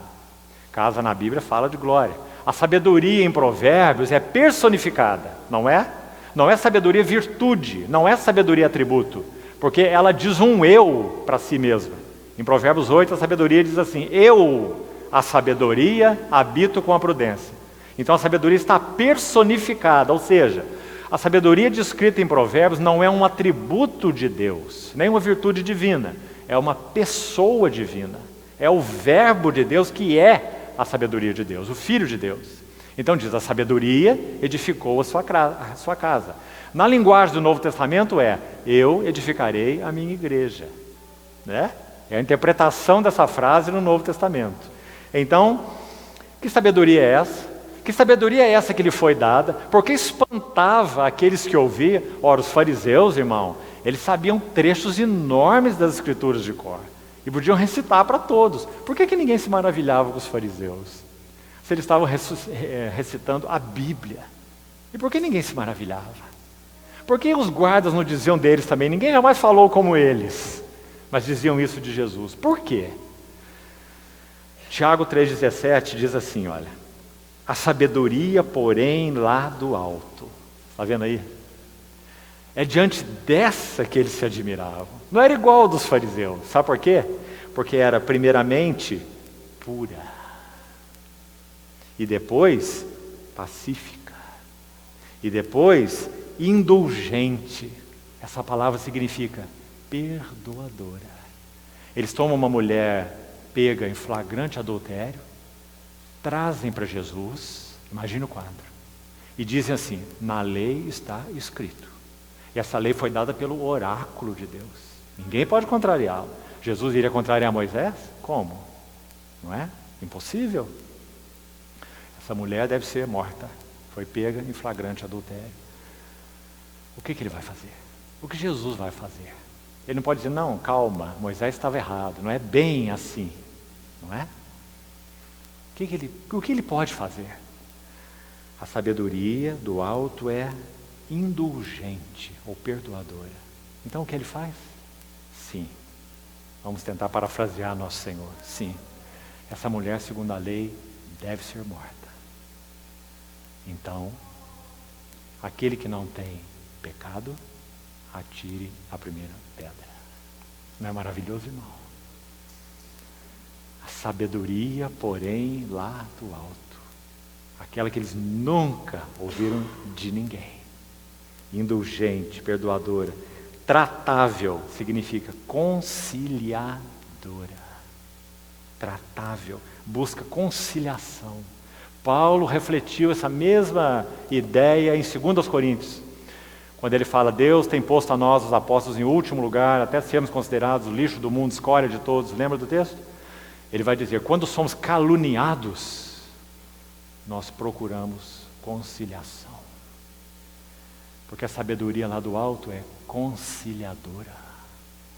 E eles nunca tinham visto isso em ninguém. O fariseu não tem isso. Os principais sacerdotes também não. Será que nós temos tido essa mesma sabedoria? Conciliadora com aqueles que nos ofendem, que nos injuriam, que nos caluniam. Quando caluniados, procuramos conciliação, damos o passo. Agora detalhe, conte aí. E você vai ver que são citados 7 elementos da sabedoria. A sabedoria edificou a sua casa, Provérbios 9:1. Lavrou as suas 7 colunas. Quais são as 7 colunas da sabedoria? Primeiramente é pura, depois pacífica, depois indulgente ou perdoadora, depois conciliadora, depois plena de misericórdia e de bons frutos, junto, depois imparcial e, por fim, sem fingimento ou sem hipocrisia. A sabedoria edificou a sua casa. Que sabedoria é esta que lhe foi dada? Da parte do Pai tem aprendido. Que lindo, irmão. Esse foi o processo de Jesus na aljava de Nazaré. 18 anos de preparação. Agora, estamos caminhando para o final. Mais alguns itens específicos. O que mais ele aprendeu nesses 18 anos? Vamos voltar ao Evangelho de João. Aqui nós vamos para os elementos todos que eu gostaria de citar para a sua consideração, oração, meditação. Lá está a flecha na aljava, aqueles 18 anos, e o que ele está aprendendo? Primeiro, além dos elementos que já citamos, claro, aprendendo a conhecer qual era a vontade do seu Pai. Aí está, irmão. Jesus não sabia de modo automático qual era a vontade de seu Pai. Nem na sua preparação e nem nos anos do seu ministério. Quando ele estava na boda de Caná, seu primeiro milagre, que marca um princípio, sempre o primeiro estabelece um princípio. Quando ele transforma a água em vinho, primeiro a sua mãe chega a ele e diz, eles não têm mais vinho. Então ele diz, mulher que tenho eu contigo, ainda não é chegada a minha hora. E o que ele tem que fazer? Ele tem que fazer o que ele sempre fez em todas as outras circunstâncias. Ele vai consultar o seu Pai. Ele vai conhecer a vontade do seu Pai. Ele podia ter ido embora daquela festa e o problema do vinho é deles, não é dele. Não é? Mas não foi isso que ele fez. Por quê? Porque ele conheceu qual era a vontade do seu Pai. Ele deveria transformar a água em vinho e ensinar algo para eles. E, na verdade, ele ensinou depois, em João 15. Ali, na verdade, ele não ensinou nada. Ele ensinou depois. Eu sou a videira verdadeira. A videira é o único instrumento capaz de transformar a água em vinho. É assim? Você conhece algum outro? Videira transforma a água em vinho. Eu sou a videira verdadeira. Meu Pai é o agricultor. Então, em João 4,34, minha comida consiste em fazer a vontade daquele que me enviou e realizar sua obra. Amados irmãos, quantas vezes portas se abrem diante de nós e nós as encaramos simplesmente como oportunidades, não é? Portas não são oportunidades. Portas abertas são testes para todos nós e sempre. Qualquer porta que você imaginar. Uma porta de relacionamento, uma porta de trabalho, uma porta de faculdade, uma porta de pós-graduação. Todas as portas abertas são testes, não são oportunidades. E testes em que sentido? Nós devemos apresentar essas portas ao Senhor e dizer, Senhor, não me interessa porta alguma que não tenha sido claramente aberta pelo Senhor, com um propósito do Senhor nessa porta. Será que somos capazes de orar ao Senhor assim? Normalmente não. Nós mesmos empurramos as portas que queremos que se abram, não é? E os resultados são sempre drásticos. Então, o que o Senhor Jesus aprendeu? Minha comida. Para mim, o mais essencial, não me interessa nada, me interessa conhecer a vontade do meu Pai. Então, amados irmãos, assim ele viveu sua vida não dos 30 anos para frente. Podemos dizer, considerando a natureza humana como é, né? que ele viveu uma vida humana assim dos 12 anos para frente, em particular. Desde que era um adolescentezinho, um menino, que crescia junto com seus pais. Me cumpre cuidar dos negócios dele, então quero conhecê-los. Minha comida é fazer a vontade do meu Pai. Ninguém vai se interpor. Olha que o inimigo tentou de muitas formas. Veja que ele usou até Pedro, um amado discípulo, para tentar perturbar o nosso Senhor nessa jornada, não é? Mas o nosso Senhor Jesus realmente foi vitorioso sobre todas essas coisas, porque ele tinha uma paixão no coração. A minha comida consiste em fazer a vontade daquele que me enviou. Capítulo 6 de João, só para você ter referência aí, 6,38, a mesma ideia, um lindo verso, porque aí ele toca de novo na sua messianidade, na sua missão. Ele vai dizer, eu desci do céu para, olha como é forte essa frase, eu desci do céu para. Então ele está dizendo, não vim para outra coisa, ninguém vai me distrair, eu desci do céu para fazer a vontade daquele que me enviou. João 6,38. E como dissemos, será que ele começou a aprender qual era a vontade do seu Pai e a fazer a vontade do seu Pai a partir do batismo? Irmão, é impossível, né? Se pensar dessa forma. Não foi isso que aconteceu. Ele cresceu em sabedoria, estatura, porque é homem, e graça. Então, de novo, se você perguntar, Jesus recebeu graça? Olha, mas ele não é o Deus de toda graça, o verbo encarnado? Sim, mas ele é homem. É verbo? Sim, mas é encarnado. Então, Jesus viveu recebendo graça sobre graça? Sim. Jesus cresceu em sabedoria e conhecimento? Sim. Jesus cresceu em fé? Sim. E aqui, numa outra ocasião, já fizemos uma indicação para irmãos de uma obra. Me permita repetir aqui de novo, você vai se deleitar muito. Um servo do Senhor escreveu também um livro pequeno, muito precioso, chamado Cristo Jesus, Homem. São meditações, são reflexões sobre a humanidade de Jesus. E ali, inclusive, você vai ter alguns capítulos com esses comentários. Jesus crescendo em fé, Jesus crescendo em conhecimento, Jesus crescendo em sabedoria. Será que nós costumamos pensar dele assim, irmão? Como é maravilhoso pensar dele assim. Porque onde ele está hoje? No trono da majestade, nos céus. Então nós olhamos para ele e nós o adoramos. Porque nós temos um homem nos céus em glória, que aprendeu tudo e é capaz de nos ensinar tudo. De que experimentou verdadeira vida humana, então é capaz de condoer-se dos ignorantes e dos que erram. Estende a mão na linguagem literal para socorrer a descendência de Abraão. Que vida maravilhosa, que Senhor e Salvador nós temos. Então, aprendendo a conhecer a vontade do seu Pai, não automático. Segundo, aí mesmo em João 5, olha o verso 30, por favor. João 5,30. Aqui também está uma expressão impressionante, em se tratando de quem ele era. Precisamos ser ajustados nisso aí também. Olha, João 5,30. Eu nada posso fazer de mim mesmo. Não é uma expressão impressionante? Ele é o verbo, e o verbo é o criador de todas as coisas. Sem ele, nada do que foi feito se fez. Assim João começa seu evangelho, não é? A vida estava nele. Então como pode eu nada posso fazer de mim mesmo? Está vendo, irmão? Então o que ele está aprendendo aí? Absoluta dependência. Viu? A aljava de Nazaré funcionando. Mais um item, João capítulo 7, verso 16. Vamos ler de 16 a 18, João 7. Respondeu-lhe Jesus, o meu ensino não é meu, e sim daquele que me enviou. Está vendo que verso maravilhoso de novo? Então ele teve que aprender o ensino que ele ensinava de alguém, como homem, lógico. Estamos falando do verbo encarnado. Não é? Verbo como verbo, ele é a sabedoria, ele não tem que aprender nada. Mas ele não é apenas verbo como verbo aqui, ele é verbo como encarnado aqui. E essa é a beleza, não é? Então, o verbo encarnado, verso 16, tem que dizer, meu ensino não é meu, eu aprendi, como nós já vimos, daquele que me enviou. Se alguém quiser fazer a vontade dele, conhecerá a respeito da doutrina. se ela é de Deus ou se eu falo por mim mesmo.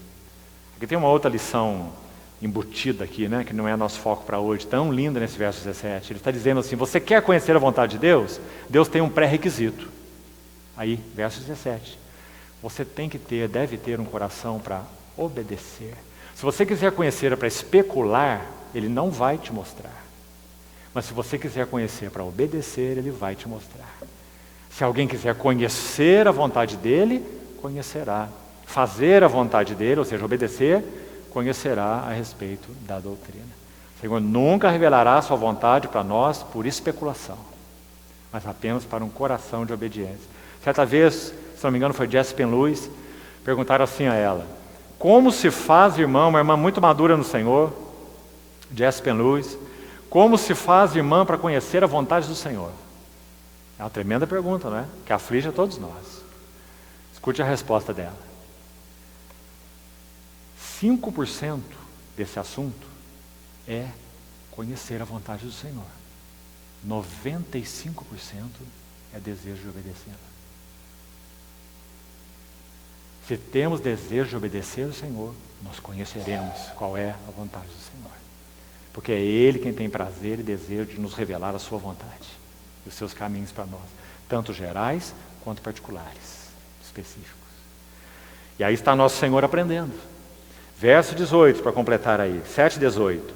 Quem fala por si mesmo, outro aprendizado maravilhoso, amados irmãos, nosso Senhor está na aljava de Nazaré aprendendo a não falar por si mesmo. Porque quando o Espírito Santo desce sobre ele, não acontece nenhum processo mágico. Então, digamos, a boca dele se cala e agora quem vai falar é o Espírito Santo. Nada disso. Ele aprendeu e aprendeu e aprendeu, a ponto dele poder dizer: quem fala por si mesmo está procurando sua própria glória. Mas desde que ele era um menino de 12 anos, ele já disse qual era a sua missão. Eu não vim buscar minha própria glória, eu vim cuidar dos negócios do meu pai, não é? Buscar a sua glória. Mais um aprendizado.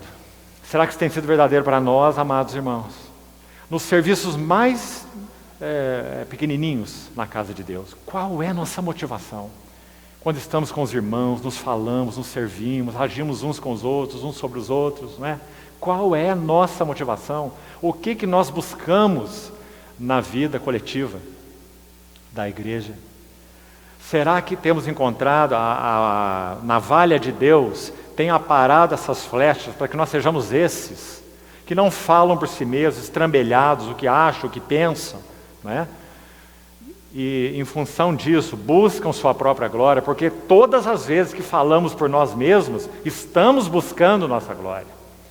Ah, meus amados irmãos, pela graça do Senhor, nós conhecemos tantas assembleias, no Brasil e fora do Brasil. Sabe, uma das coisas que pesa no nosso coração é que muitas vezes anciãos de assembleias se reúnem para achismos e para usar o bom senso na casa de Deus. O que você acha, o que você não acha? Pragmatismo. Isso funciona, isso não funciona. Isso deu certo, isso não deu certo. Compreende? Se a casa de Deus não for governada pela mente de Cristo, e se não houver, como em Antioquia, em Atos 13, irmãos anciãos que se dispõem a estar juntos e orar juntos, buscando a mente do Senhor, não haverá avanço coletivo na Assembleia. Porque a Assembleia não estará retendo a cabeça. Colossenses 2. E Colossenses diz que o corpo só cresce quando retém a cabeça.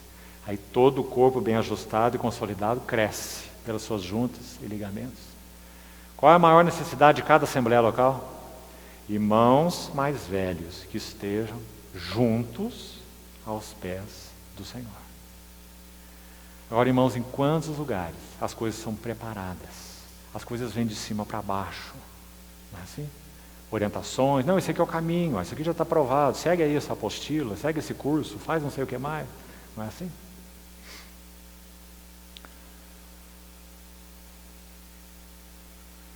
Quem fala por si mesmo está procurando sua própria glória. Mas o que procura a glória de quem o enviou, esse é verdadeiro e nele não há injustiça. Capítulo 8 de João, verso 28.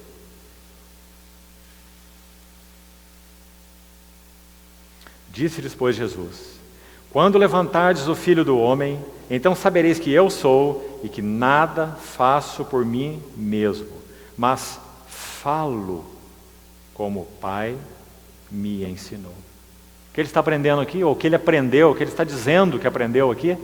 Ele aprendeu uma linguagem celestial. E aqui, gostaria também, para que você tenha o texto diante de você, abra, por favor, Coríntios 2. Sabe qual é a beleza desse texto aqui, neste caso? É que não apenas Jesus aprendeu. Nós poderíamos pensar, mas ele era sem pecado, o processo de aprendizado dele, sem dúvida, foi mais fácil. Irmãos, se foi mais fácil, se foi mais difícil, essa é uma outra história. O que importa é que foi um processo de aprendizado, porque ele cresceu em sabedoria, cresceu em conhecimento, cresceu em graça, cresceu em fé, né? Agora, Paulo, um homem pecador como nós, e olha o que ele diz e o que ele aprendeu. 1 Coríntios 2, vou destacar só 2 versículos. Verso 13, olha por favor, 1 Coríntios 2, 13. Disto também falamos, essa sabedoria oculta em mistério, que ele menciona desde o verso 6, né? Ele contrasta com a sabedoria humana e a sabedoria de Deus. Aí ele vai dizer, disto também falamos, não em palavras, olha aí, ensinadas pela sabedoria humana, mas, vamos colocar aqui porque está subentendido, né? Mas em palavras ensinadas pelo Espírito. Está vendo, irmão? Paulo está dizendo que as palavras que ele falava eram palavras ensinadas pelo Espírito. E mais, ele vai dizer, conferindo ou comparando coisas espirituais com espirituais. Me permita, por favor, interpretar esse versículo para você, porque ele não é simples. Você vê que lendo aí em português, parece que não dá para entender o que ele quer dizer com conferir coisas espirituais com espirituais. A ideia é a seguinte, Paulo está falando assim, as verdades espirituais, elas têm que ter uma linguagem própria, adequada, uma linguagem espiritual. Você não pode vestir verdades eternas, espirituais, com qualquer roupa. Ela não será assimilada. As verdades espirituais têm que ser expostas com palavras espirituais, ou ensinadas pelo Espírito. Do contrário, essa linguagem não vai ser absorvida, não vai ser entendida. Então, como nós podemos aprender as palavras adequadas? As palavras espirituais? As palavras certas para vestir a verdade, para ela ser apresentada a outros? Como? Ensinados pelo Espírito. Aljava de Nazaré, ouvindo como o Pai me ensinou. Que importante, irmão. Eu lembro uma vez uma história engraçada, mas é verdadeira. Dizem que um irmão foi para o seminário, fez a sua preparação lá de seminário, jovem, né, empolgado, e foi então começar a exercer o seu ministério. Então ele subiu no púlpito uma das vezes e disse assim, quando eu subo nesse púlpito, nem eu mesmo sei o que eu vou pregar. E o que ele quis dizer é que ele estava ali e ia receber uma inspiração direta de Deus, né?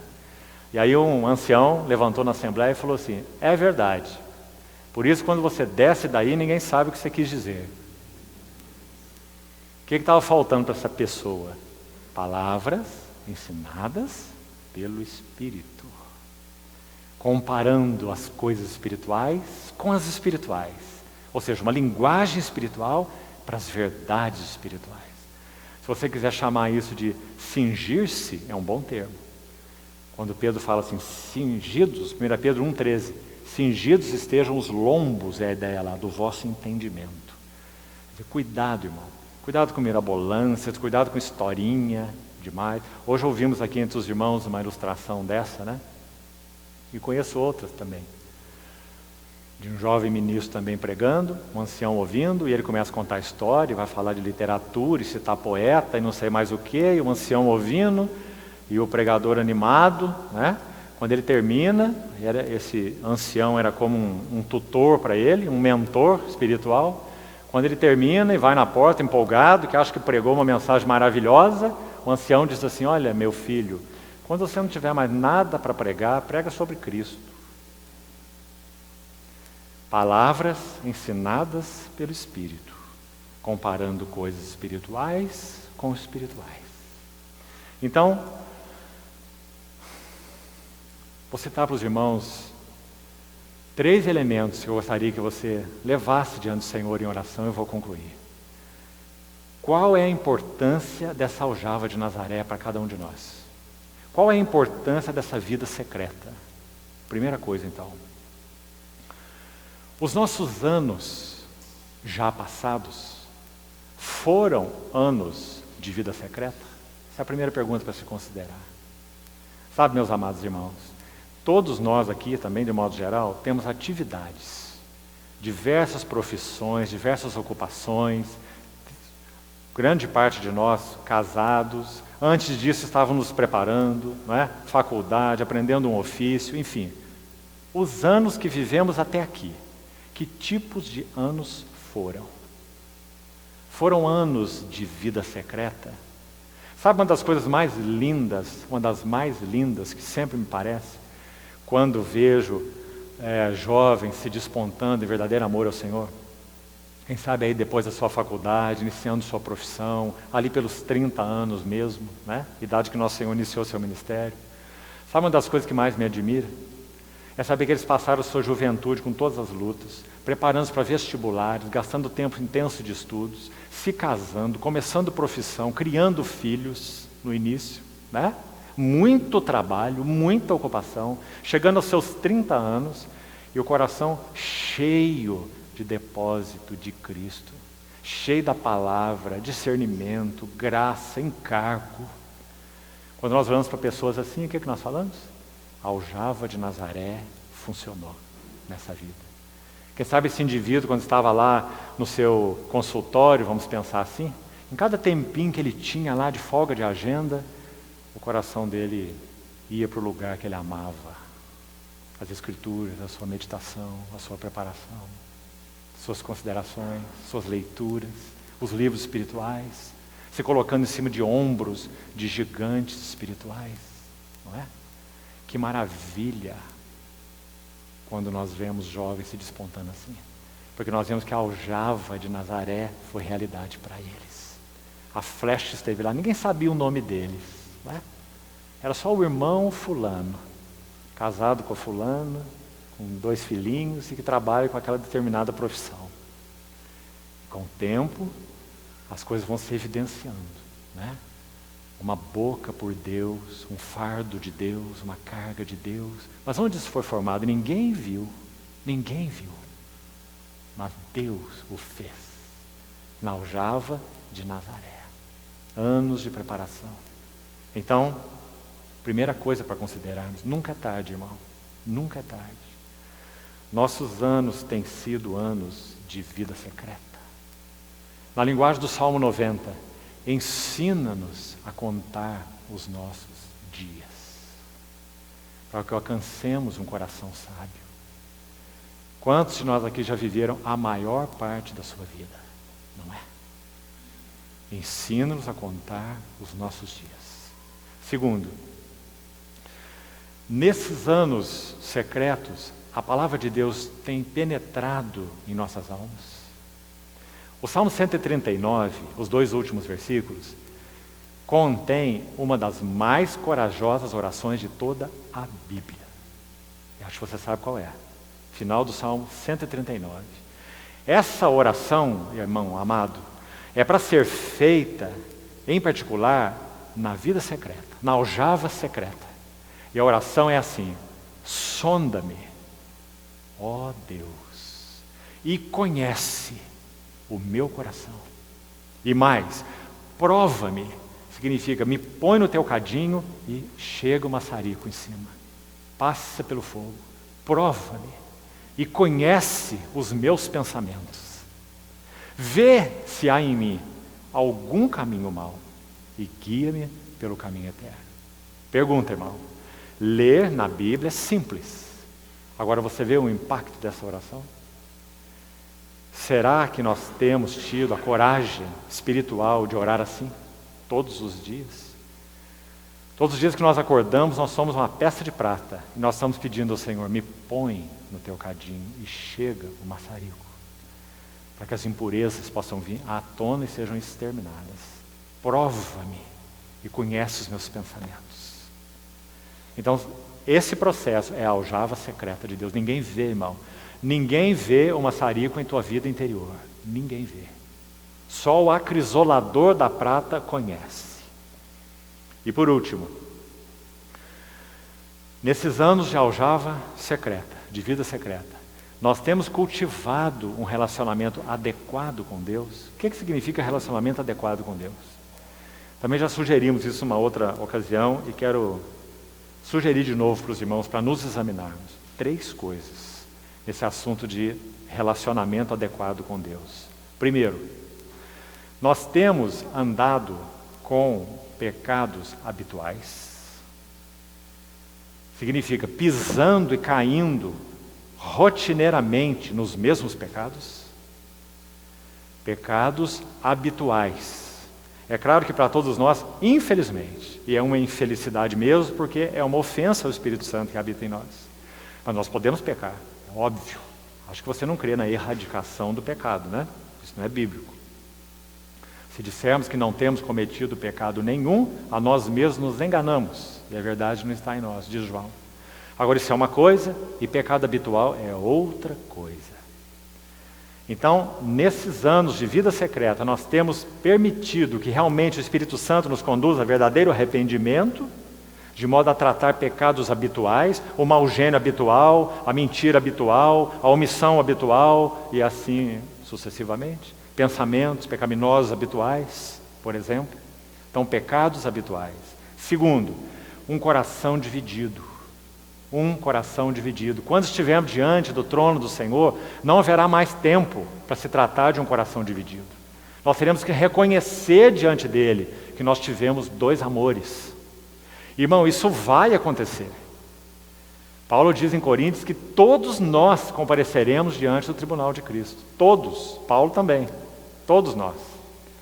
Onde nós então seremos retribuídos segundo o bem ou mal que tivermos feito por meio do corpo. E o corpo manifesta o que está no coração.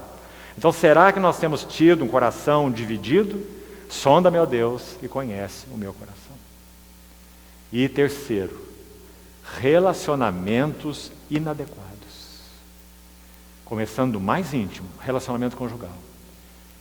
E indo para aquele que significa, né, a expressão de Cristo na terra, que é a igreja. Será que nós temos cuidado dos nossos relacionamentos, para que eles não sejam inadequados? Então, vou repetir as 3 coisas. Pecados habituais. Em motivação, em pensamentos, em conduta, não importa o nível. Para o Senhor é tudo a mesma coisa. Pecados habituais, relacionamentos inadequados e coração dividido. São coisas que têm que ser tratadas em nós antes que o Senhor venha, para que haja um testemunho puro, nítido do Senhor em nossas vidas, para que a casa de Deus se encha de glória. Isso nunca será automático. Me permita repetir esse ponto, amado irmão. Esqueça isso, deixa essa bobagem. Jesus é nossa cabeça, Jesus é nosso Senhor, Jesus está entre nós. Onde estiverem 2 ou 3, eu estou no meio deles. Você está entendendo tudo errado se você pensa assim. Onde estiverem 2 ou 3 reunidos em meu nome. Esqueça essa frasezinha, porque em meu nome significa de acordo com minha vontade, com meu coração, com meus interesses, com aquilo que confere a mim, comigo. É em meu nome, não é porque professam o meu nome. Todos professam o nome de Cristo, né? Então, nada disso é automático. Tudo isso está relacionado à condição do nosso coração diante do Senhor. Então, vamos parar por aqui hoje. Amanhã, se o Senhor permitir, nós vamos estudar a oração de Isaías. Se você quiser, se você separar um tempo para isso, eu te pediria para ler Isaías 63 e 64. E nós vamos estudar a última oração do profeta Isaías. E você vai ver que esse tremendo profeta orava sobre a glória de Deus na casa de Deus. E nós vamos ver quais são os elementos daquela oração. Irmão, nós somos muito expostos quando estudamos aquela oração. Mexe com as cordas mais profundas do nosso coração. Carga de Deus pela glória de Deus na casa de Deus. Assim Isaías terminou sua vida, seu ministério profético. Então amanhã, se o Senhor permitir, nós vamos estudar isso com detalhes, esses 2 capítulos, Isaías 63 e 64. Vamos então orar e concluímos aqui por hoje.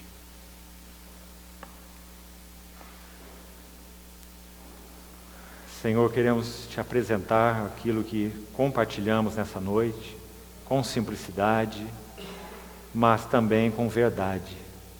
Que o Senhor seja para nós esse acrisolador e nos coloque no teu cadinho, nos passe pelo fogo, para que aquilo que não é coerente contigo, que não traz satisfação a ti e nem a nós, seja dos nossos corações eliminado. Desejamos ser para ti, Senhor, uma casa com glória, que expresse, reflita a tua glória. Por isso, nos ajuda a considerar e reconsiderar aquilo que aprendemos da tua gloriosa vida, Jesus, como homem. Ensina-nos, Senhor. Queremos realmente crescer em sabedoria, graça, conhecimento, fé. Toma tua navalha, Senhor, e apara tuas flechas, para que, por tua graça, também possamos ser disparados contra os teus inimigos. E o nome do Senhor, e os triunfos do Senhor, se manifestem através das nossas vidas. Te agradecemos, Jesus, por teu aprendizado fiel. Te agradecemos porque submeteste a tua vontade à vontade do teu Pai. E assim te pedimos que o Senhor nos ajude para que façamos com a nossa. Que em tudo sejamos submissos a ti e aprendamos de ti. Glórias sejam dadas ao teu nome. Glorioso Salvador, te amamos.